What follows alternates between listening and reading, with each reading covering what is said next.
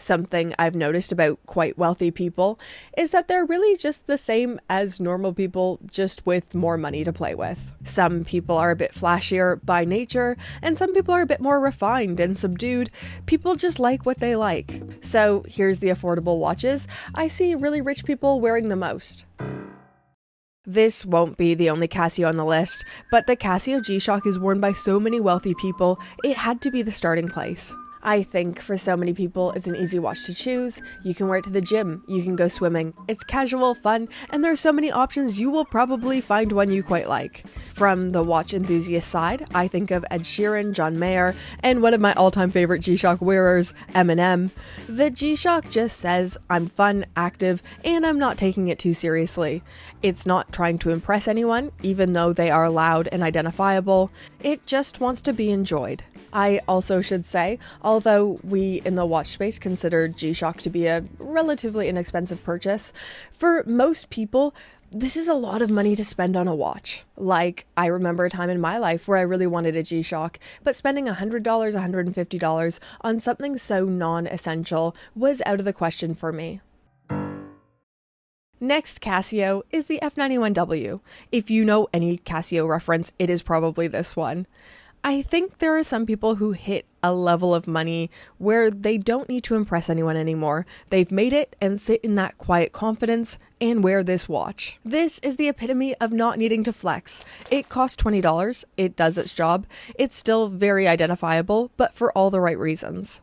I asked one of my rich friends why he wears the F91W so much. He has some really nice watches and he wears the Casio a lot, and he replied, and I quote, "Oh, I just like wearing it. I don't really want to look rich or look like a target. I'm not willing to get into an altercation over a watch." If you're into cars, you will probably know the phrase, "It's more fun to drive a slow car fast than a fast car slow." AKA, pushing a low horsepower vehicle to its limits is way more fun than barely tapping into the potential of a performance car. I think watches can kinda be the same. Is it cool to have an insanely capable dive watch that could reach the bottom of the Marianas Trench? Yeah. Is it way more fun to wear Casios? Also, yeah. A great watch YouTuber once said, "If you don't respect Rolex, you have no brains. And if you don't love Seiko, you have no heart."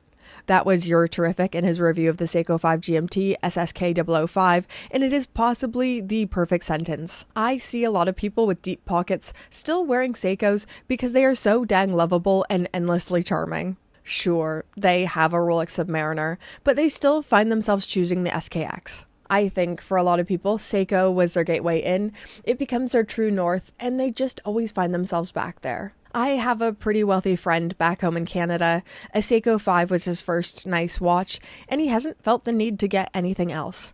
He can afford a heck of a lot more, but for him, what's the point of spending money on something when he's happy with what he has? I don't think many people are wired this way, and I want to be a bit more like that.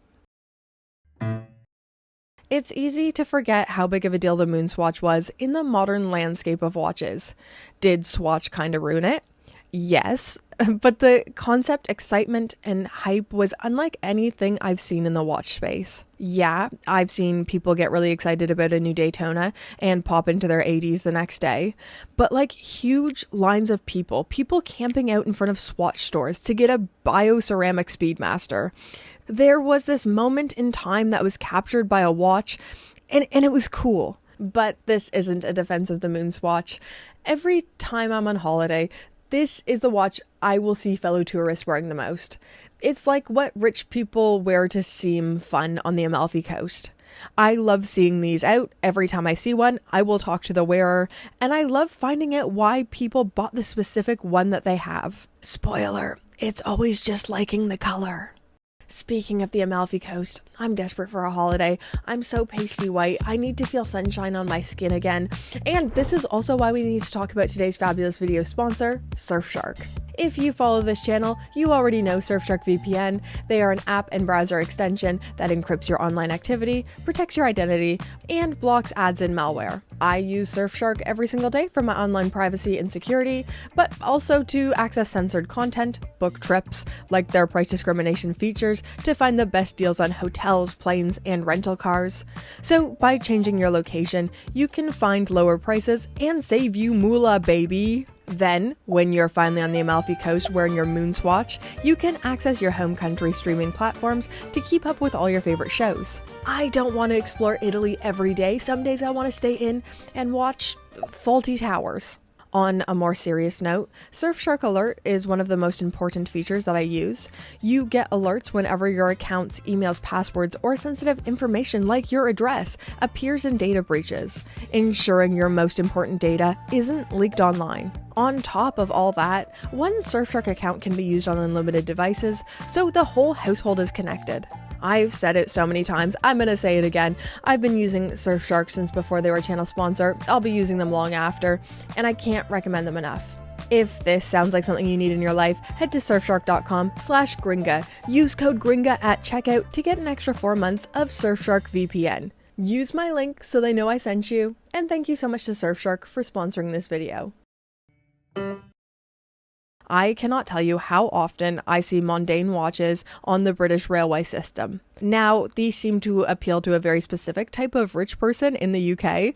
This is a middle-aged to older person who has done well for themselves, wanted a nicer watch, and spending around £200 is about what they're willing to spend. They could afford a Rolex, but not interested. In fact, they might be almost embarrassed by how flashy that would be, but this is their perfect daily wear kind of watch. It is fitting to be seeing these on the train as well, as these were developed by the Swiss Federation Railway for their railway stations, then hit wristwatch form in 1986, and the design has stood the test of time. I actually really like these. I'm kind of tempted to buy one so I can fit in on the train with British middle-class fuddy-duddies.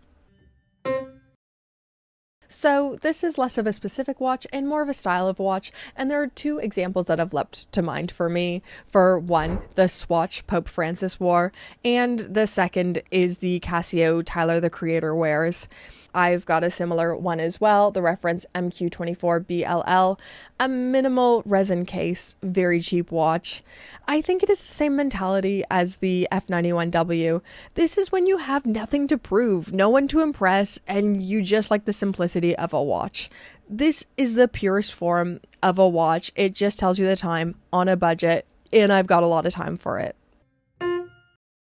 So Longines is the brand that inspired this entire video, and although it isn't as affordable as a $20 Casio or even a $300 Mondaine, it is still a brand that a lot of people with a lot of money choose. So before I got into making YouTube videos and being a full-time internet person was my job, I used to work in the Church of England. I was in the process of getting ordained, and I worked at it wasn't a posh church, it was a very British middle class affluent area here in Bristol. It's weird. The British understanding of middle class is very different than the Canadian understanding. It took me about 7 years to figure out what people meant when they said middle class here. But what it means is you're financially pretty comfortable, and there's almost like this certain sensibility. It's almost living beneath your means. So middle class people never have a flashy car. They don't, not a flashy watch, no flashy clothes. They have dope houses. Their houses are grand and beautiful. Well, not grand. Their houses are beautiful, and they usually have a second house. We're talking lawyers, barristers, doctors, and I don't know why, but the church I was at, everyone seemed to be married to elementary school teachers or nurses. I don't know if that's a requirement, but they would do that mostly just for fun part-time. Anyways, I'm just explaining that so people across the pond get a flavor of what I mean. British people will get it, but yeah. Anyways, at this church, far and away, the watch that I saw the most people wearing, the watch brand that I saw the most people wearing was Longines. Sometimes Seikos, but almost always it was a Longines. And it wasn't Spirit Zulu times. The men typically wore something from the Master Collection or a flagship heritage, and ladies would wear a tasteful, smaller, elegant collection watch. But yeah, the world is wonderful and weird, and how people spend their money is unique and personal to them. We're all very, very different. Whenever I do videos like this, I will receive comments saying, I have an incredibly wealthy friend who would never spend money on something as silly and frivolous as watches. They spend their money on horses and stables, and that's what the truly wealthy do. Or on the complete other end, it would be, oh, Brittany, you would never understand the truly wealthy. They have precious metal minute repeaters, not stupid Rolexes. You would never get it. But, you know, the thing is, I found wealthy people are just the same as us, just with more money. Some people buy insane minute repeaters, some people wine collections, some people really dope houses. There is no one thing that wealthy people do when it comes to buying watches, in the same way there is no one thing that average people do. We're all different. It's fine. They just have so much more money than us. But these are the affordable watches I see a lot of very rich people wearing. Anyways, are you a super wealthy person? Did I miss your favorite affordable watch? Let me know in the comments down below. Are you a normal average person like me? Why do you think super wealthy people still buy affordable watches? Let's speculate. I'll see you in the comments down below. Thank you so much for your viewership. Thank you to Surfshark for sponsoring this video. And thank you to the Pope tier patrons. Aw yeah. Get their names on the screen. Hello, Pope tier patrons. I've just had to film this video again because my mic stopped working. I hope the second take was as good as the first one, because I was feeling it in the first one. I hope this one works. But anyways, guys, thank you so much for supporting my weird little channel. Thank you to all tiers of patrons, but this part is specifically for the highest tier, the Pope tier. I hope you keep enjoying the work that we do here. I love making it, and thank you for making this a financially viable thing for me to do as my job. You guys keep this channel going. Thank you.